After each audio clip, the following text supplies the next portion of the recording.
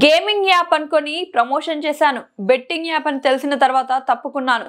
Betting app వల్ల యువత జీవితాలు నాశనం అవుతాయి. తెలిసి చేసినా తెలియక చేసినా తప్పు తప్పే. ప్రకాష్ రాజ్ కంప్లైంట్ చేశారు మన పేర్లన్నీ నెట్టి. సో దాని గురించి పిలిచారు, వెళ్ళి మాట్లాడాను. 2016 2017లో ఇక్కడ బ్యాన్ అయ్యింది.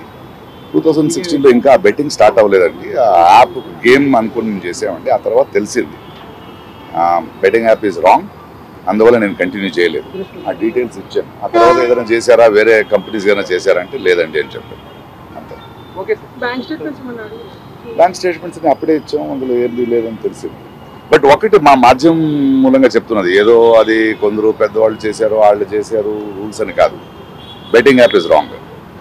ఓకే, అది చాలా యంగ్స్టర్స్ జీవితాలు పాడైపోతున్నాయి. 2016లో మనకు తెలియదు, అది ఇంకా యాప్గా ఉంది, ఇంకా బెట్టింగ్ స్టార్ట్ అవ్వలేదు. బట్ ఎప్పుడైతే బెట్టింగ్ స్టార్ట్ అయ్యేది బ్యాన్ అయ్యిందో, యంగ్స్టర్స్కి నేను ఈ మూలంగా చెప్పేది ఒకటే, అంటే నేను బెట్టింగ్ యాప్ డబ్బులు పెట్టి చేయమని నేను యాడ్ చేయలేదని చెప్పడం చాలా ఈజీ. అలా కాదు, అది తెలిసి చేసినా తెలియక చేసినా తప్పు తప్పే. యంగ్స్టర్స్ ప్రజలు అర్థం చేసుకోవాలి. మనం కష్టపడదాం, కష్టపడి సంపాదిస్తాం. ఇలాంటి యాప్ పోయి చాలా ఫ్యామిలీస్, చాలా youngsters they have lost there lifes. And I'm sorry for that and hope మనం దీని నుంచి నేర్చుకుంటాం. Thank you.